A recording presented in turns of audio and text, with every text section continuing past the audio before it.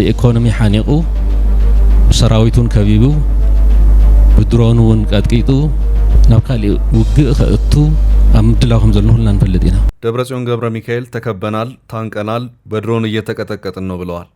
በመግቢያችን ላይ የተከታተላችሁት ከዚሁ ጋር የተያያዘውን ነው ይዘነዋል።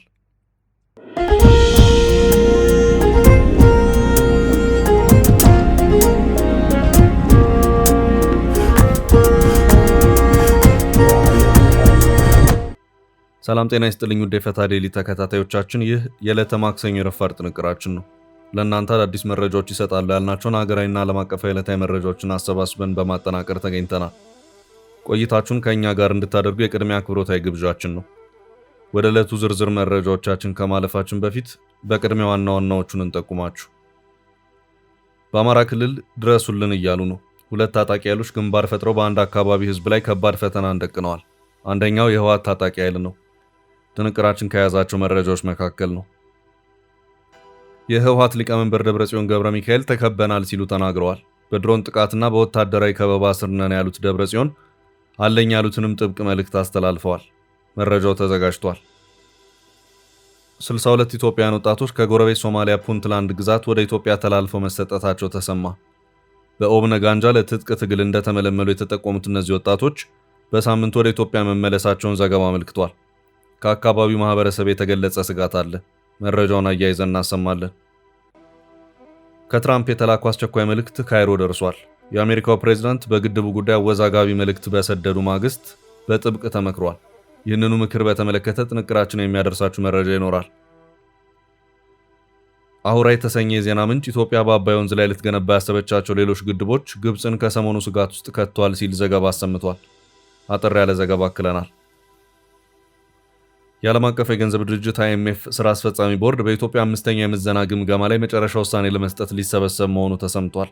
መረጃውን እናደርሳለን። እስከ ጥንቅራችን ፍጻሜ አብራችሁን ቆዩ። የምንለቃቸው ዕለታዊ ትኩስ ዜናዎች እንዲደርሷችሁ ላይክ፣ ሼር፣ ሰብስክራይብ ማድረግ እንዳትረሱ። ካንጋሮ ሪል ስቴት በወለል አንድ ቤት ብቻ የሆኑ G+4 አፓርትመንት ከቦሌ በ5 ደቂቃ ርቀት በምትገኘው ቦሌ ቡልቡላ አቀረበ። ግንባታቸው 70% የደረሰና በአንድ ዓመት የሚረከቧቸውን ባለ 2 መኝታ 107 ካሬ 4 ሚሊዮን 30% ቅድመ ክፍያና በ13.6 ሚሊዮን ብር ሙሉ ክፍያ እንዲሁም ባለ 3 መኝታ 130 ካሬ 4.7 ሚሊዮን 30% ቅድመ ክፍያና በ15.6 ሚሊዮን እስከ 16.3 ሚሊዮን ብር ሙሉ ክፍያ የራሱ ያድርጉ። ካንጋሮ ሪል ስቴት ለ50 ዓመታት በስኬታማ የቢዝነስ እንቅስቃሴዎች የሚታወቀው ግዙፍ የካንጋሮ ኢንዱስትሪያልስ እህት ኩባንያ ነው። ለበለጠ መረጃ 0964 25 29 ይደውሉ።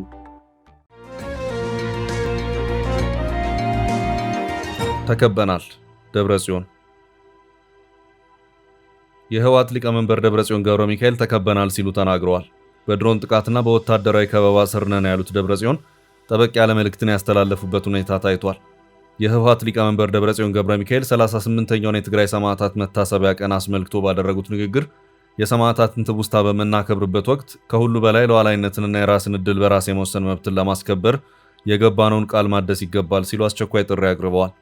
የትግራይ ጊዜያዊ አስተዳደር ሌተናል ጄኔራል ታደሰ ወረደን ገለል አድርገው ስልጣኑን የተቆናጠጡት ደብረጽዮን ሰማዕታት ለህዝብና ለህዝባዊ ዓላማ ያሳዩት ጽናት፣ ልዩ ተሰጥኦና መስዋዕትነት ሁልጊዜም በታሪክ የሚታወስ ነው ሲሉም ተናግረዋል። ደብረጽዮን ገብረ ሚካኤል በንግግራቸው ወቅት ባለፉት ዓመታት ተከፍለዋል ያሏቸውን መስዋዕትነቶች በዝርዝር ያነሱ ሲሆን በተለይም በ17 ዓመታት የትጥቅ ትግል ወቅት የተከፈለው መስዋዕትነት የደርግ ስርዓትን በማስወገድ ህገ መንግስታዊ ስርዓትና ህዝባዊ አስተዳደር እንዲመሰረት ማስቻሉን አስታውሰዋል። ሆኖም የሰላም የልማትና የዲሞክራሲ ጉዞ በመቋረጡ ምክንያት በትግራይ ላይ ከፍተኛ ጉዳት የደረሰባትና ከባድ ጦርነት እንደተፈጸመባት ገልጸው ይህም ህዝቡን ወደ ሌላ የመከላከያ ትግል እንዲገባ አስገድዶታል ብለዋል። በትግራይ ላይ ተካሂዷል ያሉትን ጦርነት ለመመከት ነባርና አዲስ ትውልዶች በጋራ የማይረሳ ታሪክ በደማቸው እንደጻፉ የገለጹት ሊቀመንበሩ በዚህ መስዋዕትነት ምክንያት የፕሪቶሪያ የሰላም ስምምነት ተፈርሞ ወደ ሰላማዊ ፖለቲካ ትግል መሸጋገር መቻሉን አክለው ገልጸዋል። ይሁን እንጂ የፕሪቶሪያ ስምምነት ጅምር ውጤቶች ቢኖሩትም አፈጻጸሙ ላይ ከፍተኛ ክፍተቶችና ችግሮች መኖራቸውን ሊቀመንበሩ በሰፊው ተችተዋል። እንደ ደብረጽዮን ገለጻ የሰላም ስምምነቱ ከተፈረመ ጊዜ ረጅም ጊዜ ቢቆጠርም እስካሁን ተፈናቃዮች ወደ ቀያቸው ሙሉ በሙሉ እንዳልተመለሱ፣ የመልሶ ግንባታና የማገገሚያ ስራዎች በሚፈለገው ደረጃ እንዳልተከናወኑና ያሉ የፖለቲካ ችግሮች በውይይት እንዳልተፈቱ ገልጸዋል። ከዚህም በላይ ፌዴራል መንግስቱ ስምምነቱን በተግባር እየጣሰ ነው በማለት የወቀሱት ሊቀመንበሩ ክልሉ በአሁኑ ወቅት በከባድ ኢኮኖሚ ጫና፣ በወታደራዊ ከበባና በድሮን ጥቃቶች እየተጎዳ እንደሚገኝና ትግራይ ወደ ሌላ የችግር ምዕራፍ እንድትገባ እየተደረገ መሆኑን በይፋ ከሰዋል።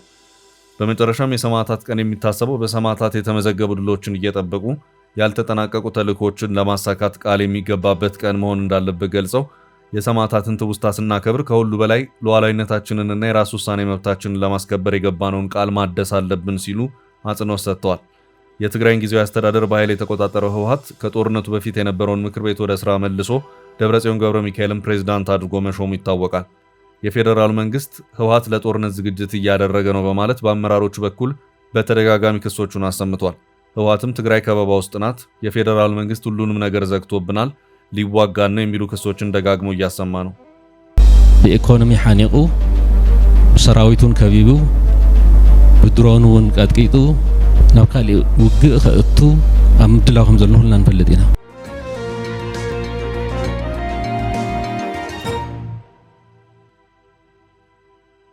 በቀጣይ መረጃ ድረሱልን። በአማራ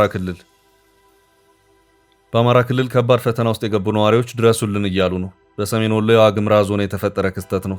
ነዋሪዎች ህይወታቸው ከባድ ፈተና ውስጥ የገባው አካባቢው በህወሓት ታጣቂዎችና አዴን ተብሎ በሚጠራው የአገው ዴሞክራሲያዊ ንቅናቄ ቁጥጥር ስር በመውደቁ ነው።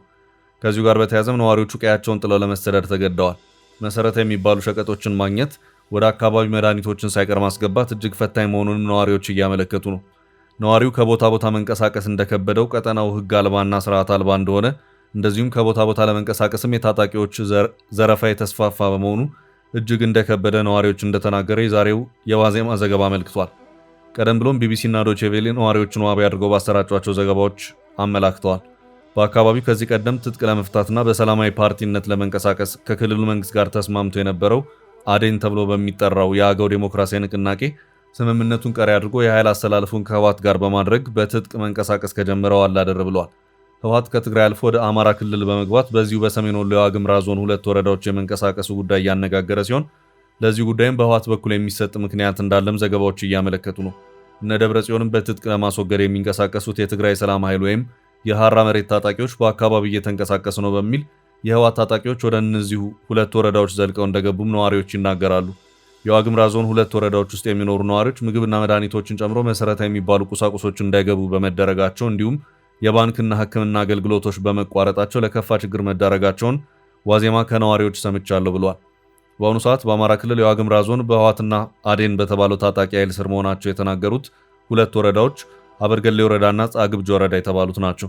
ታጣቂዎቹ አካባቢዎቹን የያዙት በያዝነው ዓመት በሚያዝያና ግንቦት ወር ላይ ነው። ይህም በመሆኑ በአካባቢው ባንክን ጨምሮ የመንግስት አገልግሎቶች መቋረጣቸውን፣ ትራንስፖርት መቆሙን፣ በሺዎች የሚቆጠሩ ነዋሪዎች ከ4 እስከ 5 ሰዓታት በእግር ተጉዘው የዞን ዋና ከተማ ወደሆነችው ሰቆጣ እየገቡ እንደሆነም ነዋሪዎች ተናግረዋል።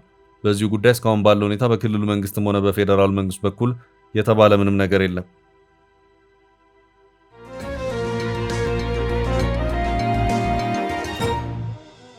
በቀጣይ መረጃ በግድቡ ጉዳይ ትራምፕ የላኩት አስቸኳይ መልእክት። ከትራምፕ የተላከው አስቸኳይ መልእክት ካይሮ ደርሷል። የአሜሪካው ፕሬዝዳንት በግድቡ ጉዳይ አወዛጋቢ መልእክት በሰደዱ ማግስት በጥብቅ ተመክሯል። የአሜሪካው ፕሬዝዳንት ዶናልድ ትራምፕ የታላቁ የኢትዮጵያ ህዳሴ ግድብ ግንባታ በግብጽ ላይ ከፍተኛ ችግር እየፈጠረ ነው በማለት በፈረንሳይ ያስተላለፉት አወዛጋቢ አስተያየት በምስራቅ አፍሪካና በመካከለኛው ምስራቅ የጂኦፖለቲካ መድረክ ላይ አዲስ የውይይት ማዕበል ቀስቅሷል። ትራምፕ ከግብፁ ፕሬዝዳንት አብዱልፈታህ አልሲሲ ጋር ካደረጉት የሁለትዮሽ ስብሰባ በኋላ የአባይ ወንዝ ከቀድሞ እያነሰ መምጣቱን በመጥቀስ ኢትዮጵያ ግብፅን ባልተገባ መልኩ እንደያዘችና አስተዳደራቸው በጉዳዩ ላይ ዳግም ጣልቃ በመግባት መፍትሄ ለመፈለግ እንደሚጥር ገልጸዋል። ይህንን ተከትሎ የትራምፕ ቀኝ እጅ የሆኑትና የአረብና አፍሪካ ጉዳዮች ከፍተኛ አማካሪ ማሳድ ቡሎስ ወደ ካይሮ በማምራት ከግብፅ የውጭ ጉዳይ ሚኒስትር ባድር አብድላቲ ጋር በጉዳዩ ላይ በጥልቀት መምከራቸውን ኢጂፕት ቱዴይ ዘግበዋል። ይህ በካይሮ የተደረገው ከፍተኛ ውይይት ዋይት ሃውስ ለግብፅ የውሃ ደህንነት ያለውን ቁርጠኝነት በድጋሚ ለማረጋገጥ ያለመ እንደሆነ ተነግሯል። ማሳድ ቡሎስ ከግብፅ ውጭ ጉዳይ ሚኒስትር አብድላቲ ጋር ባደረጉት ምክክር ፕሬዝዳንት ትራምፕ ለአባይ ወንዝ ጉዳይ የሰጡትን ትኩረት በማንሳት የዋይት ሃውስ አስተዳደር የግብፅን የህልውና ስጋት ሙሉ በሙሉ እንደሚረዳ አስገንዝበዋል። ይሁን እንጂ አማካሪው በቀጥታ ወታደራዊ እርምጃን ከመደገፍ ይልቅ ቀደም ሲል በትራምፕ የመጀመሪያ ስልጣን ዘመን ተጀምሮ የነበረውንና በኢትዮጵያ በኩል አድሏዊ ነው በሚል የተገፋውን የአሜሪካ የድርድር ማዕቀፍ እንደገና ወደ ዲፕሎማሲያዊ መድረክ በመመለስ አጥጋቢ ስምምነት ላይ ለመድረስ እየተሰራ መሆኑን ጠቁመዋል። በሌላ በኩል ይህ የአሜሪካና የግብፅ የጋራ አቋም በኢትዮጵያ በኩል ከፍተኛ ቅሬታ እየተሰማበት ይገኛል። ኢትዮጵያ የታላቁ ህዳሴ ግድብ ግንባታን ሙሉ በሙሉ ያጠናቀቀች ሲሆን ፕሮጀክቱ በሚሊዮን የሚቆጠሩ ዜጎቿን ከጨለማ ለማውጣትና ለቀጠናው ልማት ወሳኝ የሆነ የኤሌክትሪክ ኃይል ለማመንጨት የተገነባ መሆኑን በጽኑ ታምናለች። የኢትዮጵያ ዲፕሎማቶችና ተንታኞች እንደገለጹት የአባይ ወንዝ ውሃ እየቀነሰ ነው የሚለው የትራምፕ መግለጫ ሳይንሳዊ መሰረት የሌለውና የአፍሪካ ህብረት ሲያካሄድ የቆየውን የሶስትዮሽ ድርድር ሚዛናዊነት በሚያናጋ መልኩ የአንድን ወገን ፍላጎት ብቻ ያማከለ ነው በማለት ይተቻሉ።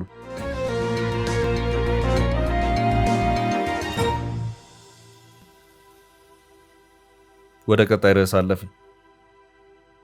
62 ኢትዮጵያውያን ከፑንትላንድ ተላልፈው ተሰጡ። ለትጥቅ ትግል የተመለመሉ ወደ ኢትዮጵያ ተመለሱ። የኦጋዴን ነጻነት ግንባር አንጃና በዶክተር አብዲረህማን ማሃዲ የሚመራው ቡድን በጎረቤት ሶማሊያ ውስጥ የትጥቅ እንቅስቃሴ ለመጀመር ጥረት እየተደረገ ስለመሆኑ ክስ ተሰምቶ ነበር።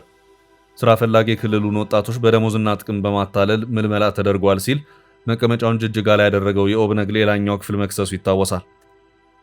ቡድኑ አንጃውና ቀድሞ የድርጅቱ አመራር ፈጸሙት ባለው ተግባር ለተሳሳተ የፖለቲካ ዓላማ ተመልምለዋል ያላቸው ወጣቶች ፑንትላንድ ውስጥ በጸጥታ ኃይሎች እጅ መሆናቸውን ገልጾ ነበር። አሁን ላይ የወጣ ዘገባ ወጣቶች ወደ ኢትዮጵያ ተላልፈው መሰጠታቸውን አመልክቷል። በፑንትላንድ የጸጥታ ኃይሎች እጅ ላይ የነበሩት ወጣቶች ቁጥራቸው 62 መሆኑን ዘገባው ሲያረጋግጥ ከሰሞኑ ወደ ኢትዮጵያ መመለሳቸው ተገልጿል።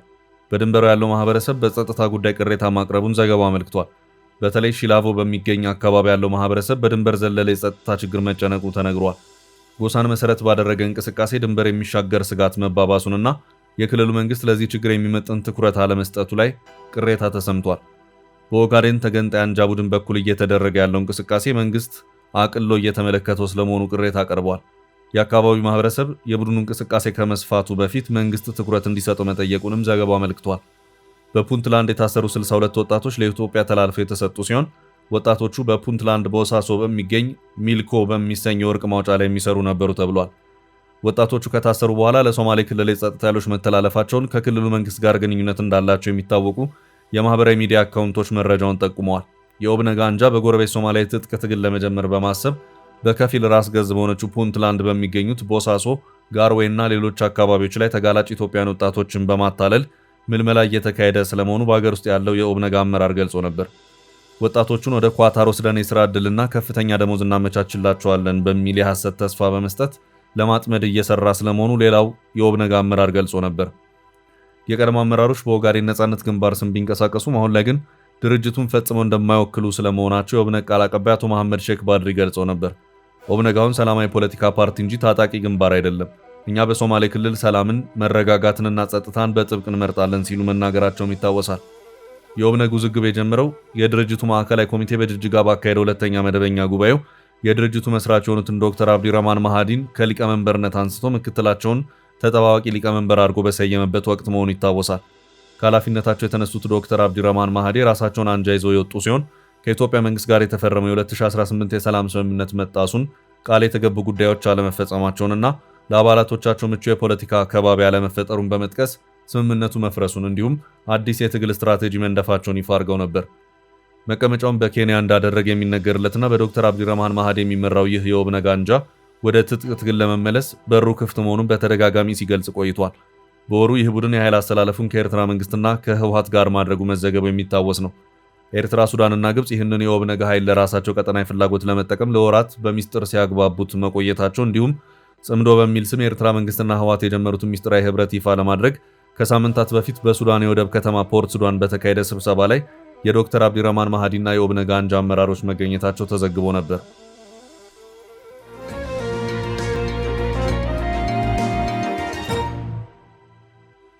ወደ ቀጣይ መረጃ ተሻገርን። ግብፅን ስጋት ውስጥ የከተተው ሌላኛው የአባይ ግድብ የኢትዮጵያ ባለስልጣን ያሾለከው መረጃ። አሁራ የተሰኘ የዜና ምንጭ ኢትዮጵያ በአባይ ወንዝ ላይ ልትገነባ ያሰበቻቸው ሌሎች ግድቦች ግብፅን ከሰሞኑ ስጋት ውስጥ ከተዋታል ሲል ዘገባ አሰምቷል።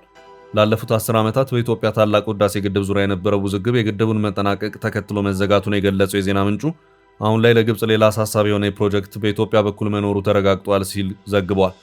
የአባይ ወንዝ ዓመታዊ ውሃ ፍሰት 84 ቢሊዮን ኪዩቢክ ሜትር መሆኑን የጠቀሰው ዘገባው ግብፅ ከዚህ ውስጥ 55.5 ቢሊዮን ኪዩቢክ ሜትር፣ ሱዳን ደግሞ 18.5 ቢሊዮን ኪዩቢክ ሜትር ውሃ እንዲያገኙ የ1959 የቅኝ ዘመን ስምምነት ይደነግጋል ብሏል።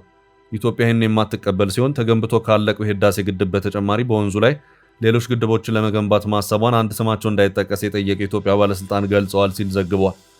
ቢሊዮን ኪዩቢክ ሜትር ውሃ መያዝ የሚችለው የህዳሴ ግድብ መጠናቀቅ ማግስት ኢትዮጵያ ከግብፅ ጋር ያላትን ውዝግብ ሳትቋጭ 3 ተጨማሪ ግድቦችን መገንባት አቅዳለች ሲል አሁራ ዘግቧል። አሁን የአባይ ወንዝ ውዝግብ በአንድ ግድብ ላይ ብቻ የሚወሰን አይደለም ያለው ዘገባው ግብጽ ሌላ ፈተና እየመጣባት ነው ብሏል። የአዲስ አበባ ውሳኔ የተናጠል ነው ሲል ዘገባው የተቸ ሲሆን ይህ ከግብጽ ጋር ያለውን ውጥረት የሚያባብስ ነው ብሏል። ግብጽ ከአባይ የምታገኘው የውሃ ድርሻ ከተለመደው 500 ኪዩቢክ ሜትር በታች ሆኖ መውረዱን ካይሮ ቅሬታ ማቅረቧን ዘገባው አስታውሷል። ግብጽ ኢትዮጵያ በወንዙ ላይ ተጨማሪ ግድብ እንዳትገነባ ለማድረግ ከወንዙ ባለፈ ሰፋ ያለ ስትራቴጂ መክፈቷን ገልጾ ከኤርትራ ጋር በቅርቡ ያደረገችው ስምምነት የዚህ አካል መሆኑን ዘግቧል። ኢትዮጵያ ግብጽና ኤርትራ የማሪታይም ስምምነት ኢትዮጵያን የመክበብና የባህር በር አክሰስ የማሳጣት አድርጋ እንደምትወስደው ዘገባው አመልክቷል።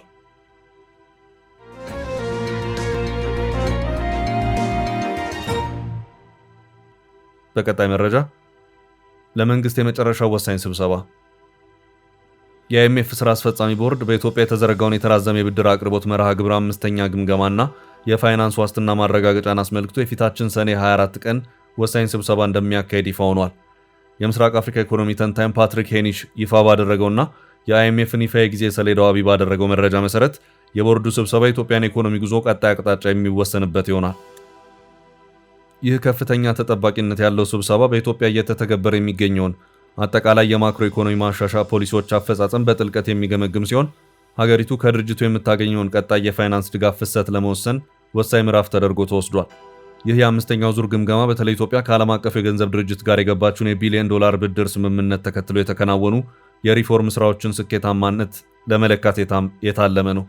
ቦርዱ በዋናነት የውጭ ምንዛሬ ተመን ማሻሻያን፣ የገንዘብ ፖሊሲ ጥብቅነትን፣ የደሞዝና የታክስ አስተዳደር ለውጦችን እንዲሁም የሀገሪቱን የዕዳ ሽግሽግ ሂደት አፈጻጸም ይገመግማል።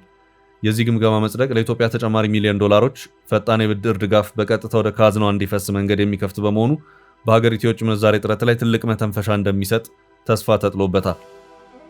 በሌላ በኩል ይህ ስብሰባ ከፍተኛ ተስፋን ይዞ የመጣ ቢሆንም ከማክሮ ኢኮኖሚ ማሻሻያው ጋር ተያይዞ በሀገር ውስጥ ማህበረሰብ ላይ እየደረሰ ያለው የኑሮ ውድነትና የዋጋ ግሽበት ስጋቶች አሁንም አልረገቡም። የኢኮኖሚ ባለሙያዎች እንደሚጠቁሙት አይኤምኤፍ የሚያስቀምጣቸው ጥብቅ ቅድመ ሁኔታዎችና የመዋቅር ማሻሻያዎች የረጅም ጊዜ ጥቅም ቢኖራቸውም በአጭር ጊዜ ውስጥ ግን በመሰረታዊ ሸቀጦች ላይ የሚያስከትሉት የዋጋ ንረት ዝቅተኛ ገቢ ያለውን የህብረተሰብ ክፍል ክፉኛ እየፈተነ ይገኛል። በዚህም የቦርዱ ግምገማ እነዚህን ማህበራዊ ተጽዕኖዎች ለመቀነስ መንግስት የዘረጋቸውን የደህንነት መረብ ፕሮግራሞች ውጤታማነት ጭምር ከግምት ውስጥ ያስገባል ተብሎ ይጠበቃል። በአጠቃላይ የሰኔ 24 ስብሰባ ውጤት ለኢትዮጵያ ኢኮኖሚ መረጋጋት ብቻ ሳይሆን ሀገሪቱ ከሌሎች ዓለም አቀፍ አበዳሪዎችና ከፓሪስ ክለብ አባላት ጋር ለምታደርገው የዕዳ ሽግሽግ ድርድር እንደ ትልቅ አረንጓዴ መብራት የሚያገለግል ነው። ስብሰባው በተሳካ ሁኔታ መጠናቀቁ የውጭ ቀጥታ ኢንቨስትመንት ፍሰትን ሊያበረታታ እንደሚችል ቢታመንም የተጀመረው ኢኮኖሚ ሪፎርም ከፖለቲካዊ መረጋጋትና ከሀገር ውስጥ ምርት እድገት ጋር ካልተቀናጀ ዘላቂ መፍትሄ ሊያመጣ እንደማይችል የዘርፉ ተንታኞች ያስጠነቅቃሉ።